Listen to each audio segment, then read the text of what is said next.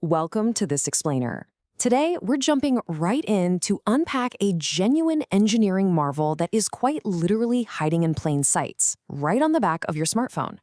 If you've ever looked at the back of a modern iPhone and wondered why it looks like a cluster of futuristic spider eyes staring back at you, well, you were in the right place. We're going to explore the real reasons behind Apple's multi-lens camera system and the brilliant smartphone camera science that makes the whole shebang work. Section 1. The three-camera mystery. Unlocking the hardware. So to understand why we even have three lenses in the first place, we've got to look at the basic laws of physics. For decades, traditional cameras had one big, prominent lens with a deep body to house sliding glass elements. Those pieces physically moved around to zoom and focus. But smartphones, they're incredibly thin. You simply can't fit massive moving glass elements inside a pocketable frame. To beat these physical limitations, engineers cleverly divided the workload among multiple specialized lenses. But this actually brings up a huge myth we need to bust right now. A lot of people assume that when you press the shutter button on a Pro iPhone, all three cameras fire simultaneously, mashing three images together for every single shot. Actually, scratch that. That is entirely false. The cameras don't all take a full picture at once for a standard photo. Instead, they serve as this highly cohesive, deeply integrated system, seamlessly handing off the main duties to one another depending on your zoom level and your lighting. Section 2. Anatomy of the lenses. Meet the orchestra. I want you to think of this camera system not as three individual cameras, but as a finely tuned orchestra. Every piece of glass has a specific role to play, and first up is your lead instrument, the wide camera. This right here is your foundation. When you open the app, this is the lens staring back at the world by default. It's the absolute workhorse of the system, boasting the largest sensor and pulling in the highest resolution and the most light. Whether you're snapping a quick picture of your morning coffee, capturing a bright sunny day, or taking a standard group shot, the wide lens is handling the vast majority of your daily photography. It's designed to be the most versatile and reliable lens in the array, for sure. But what happens when the physical space around you just isn't cooperating? That's exactly where the ultra-wide camera steps in. Imagine trying to capture a sweeping concert crowd, a massive landscape, or even just the interior of a tiny room where you literally cannot step backward.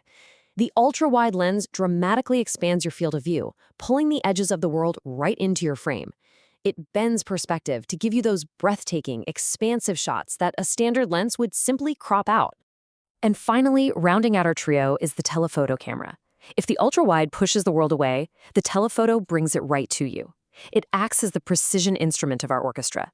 It provides physical, optical magnification, which lets you punch in incredibly close to distant subjects.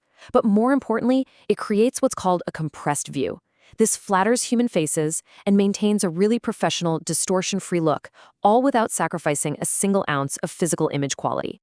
Section 3. The Software Symphony. Computational photography.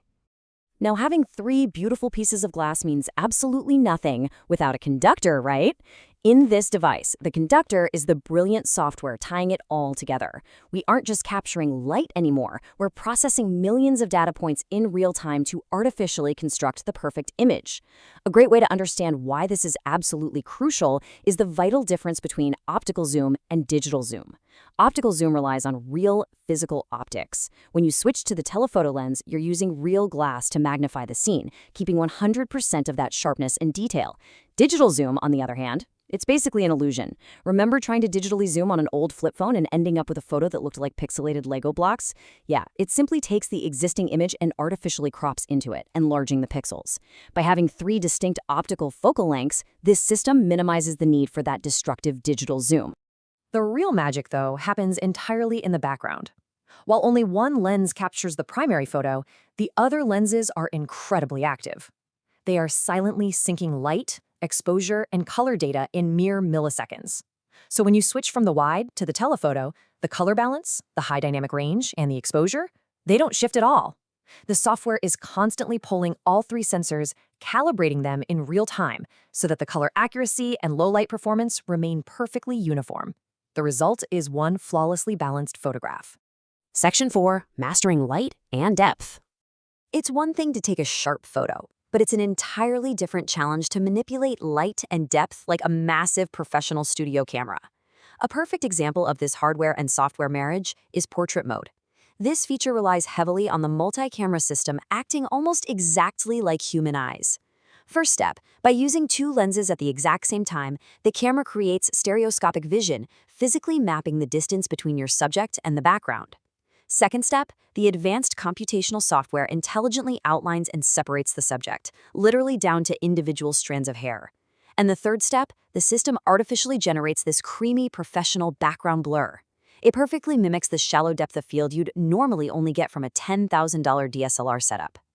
Then there's night mode, which is an absolute game changer. When the sun goes down, the camera doesn't just blast an ugly, harsh flash anymore. Instead, it utilizes the larger physical sensors of the wide camera to pull in whatever ambient light exists. Simultaneously, the software instantly shoots multiple exposures at varying lengths. It analyzes these frames, aligns them to remove any handshake you might have introduced, and fuses them all together. The result? A crisp, beautifully illuminated image with accurate colors pulled right out of the dead of night.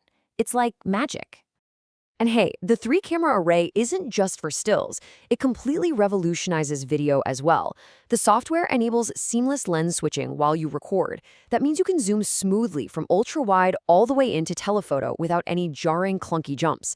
Add to this the massive processing power that handles unbelievable amounts of data. We're talking approaching 8K-style cinematic processing pipelines. And pairs it with professional-grade optical image stabilization, it essentially gives you movie-like zoom pulls and focus transitions right from your pocket. Section 5. The Pro Advantage versus the Android Landscape. So you might be wondering, if 3 cameras are so great, why do some base models only have 2? Well, it all comes down to everyday simplicity versus creative flexibility. Base models typically feature 2 cameras, the wide and the ultra-wide. This caters perfectly to standard users who primarily need high-quality daily snaps and wide group shots, which those 2 lenses handle flawlessly. However, the Pro models add that telephoto lens to offer maximum creative flexibility. Professionals, creators, and enthusiasts need to compress backgrounds, shoot precise portraits, and physically zoom in on distant subjects without losing quality. It's simply about matching the hardware to the user's specific needs. Looking across the wider landscape, it's pretty fascinating to impartially compare this to flagship Android devices. Both sides create absolutely phenomenal imagery, but their philosophies differ quite a bit. Apple focuses incredibly hard on smooth, uniform software integration across its 3 specific lenses, making sure they all match perfectly in color and tone. Conversely, the flagship Android landscape often takes a diverse, hardware-heavy approach. You might find phones with 4 lenses, incredible 100x periscope zoom hardware, or even massive 200-megapixel sensors. It's a brilliant contrast between prioritizing unified, seamless software integration versus pushing the absolute boundaries of diverse physical hardware. Section 6. The Future of Mobile Photography. Okay, so hardware has gotten us this far, but computational photography is advancing at a staggering pace.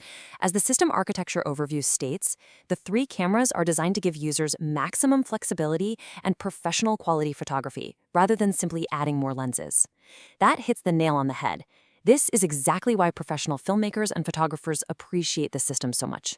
It isn't just a gimmick to make the back of the phone look cool. It genuinely offers a full, heavy camera bag's worth of capabilities tightly packed into a single pocket-sized tool.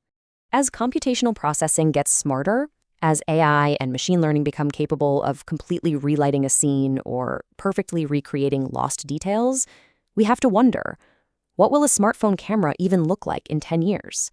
Will we still need 3 lenses, or will a single, incredibly smart lens do the whole job? It's a fascinating future to look forward to. Thank you so much for joining me on this explainer. I hope you now look at the back of your phone with a whole new level of appreciation for the amazing science inside.